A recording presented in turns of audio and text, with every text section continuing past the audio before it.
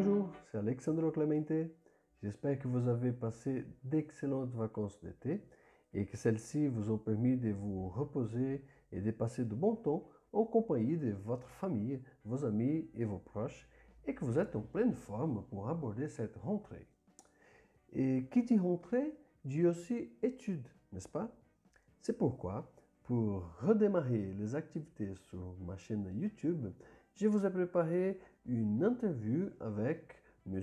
Philippe Hugo, qui est diacre permanent du diocèse de Lausanne, Genève et Fribourg, docteur en théologie, professeur et directeur du CCRFE, Centre catholique roman de formation en Église, organisme qui coordonne la formation des prêtres, diacres et agents pastoraux de toute la Suisse romande.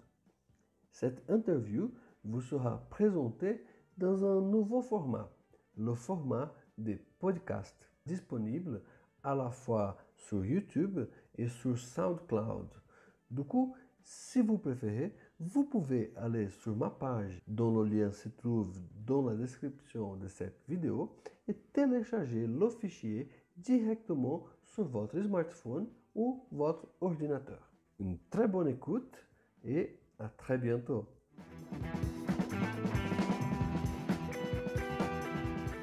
Monsieur Philippe Hugo, tout d'abord, merci infiniment de nous avoir accordé cette interview. Vous êtes professeur et directeur du CCRFE, Centre catholique roman de formation en Église, qui a une mission, je dirais, vaste et complexe, qui est celle de former, parmi d'autres, les laïcs qui s'engagent pour devenir agents pastoraux en Église. Alors, comment se déroule cette formation? La formation d'animateur pastoral, c'est une formation en 3 ans qui est une formation duale, c'est-à-dire qu'il y a une partie en présentiel avec des cours, des ateliers de théologie et une partie sur le terrain pastoral, dans les paroisses, dans les institutions où les étudiants sont engagés par l'Église. Et là, les étudiants accompagnés par ce qu'on appelle un praticien formateur, qui est un agent pastoral ou un prêtre qui a déjà de l'expérience. Et donc cette formation de 3 ans se déroule comme ça, en aller-retour dans la semaine, entre quelques jours dans notre centre pour suivre des cours et faire de la théologie et apprendre la pastorale, et quelques jours sur le terrain pastoral pour apprendre la mission dans ce que ça a de concret. Et puis cette formation de 3 ans est ponctuée par des travaux écrits jusqu'au travail de diplôme en 3e année, qui est un travail un peu plus conséquent et qui achève les études. Excellent. Et qui sont ces étudiants, plus exactement? D'où viennent-ils? On a des gens qui viennent, des nouveaux étudiants cette année, qui viennent d'à peu près tous les cantons et des 3 diocèses qui forment la Suisse romande, donc Lausanne, Genève, Fribourg, avec le canton de Vaud, Neuchâtel, Fribourg et puis Genève, le diocèse de Sion avec le Valais, et puis le diocèse de Bâle avec le Jura pastoral et le Jura bernois francophone. Voilà, donc on peut avoir des étudiants qui viennent de toute la Suisse romande.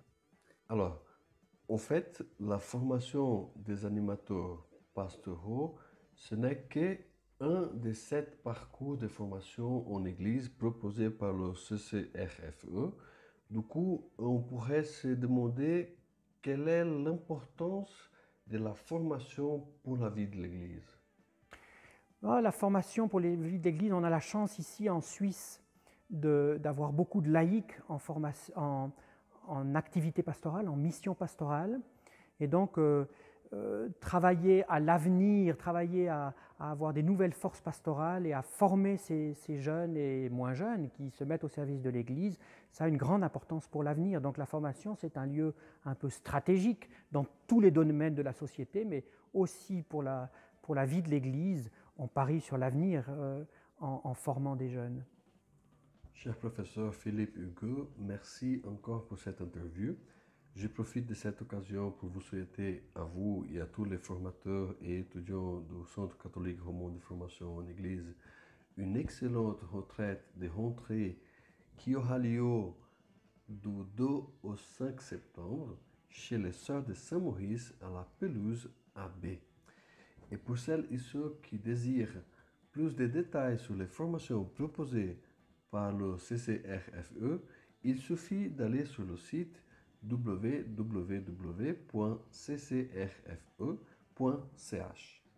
Une bonne continuation à tous. N'oubliez pas de partager ce podcast autour de vous et à la prochaine. Ciao!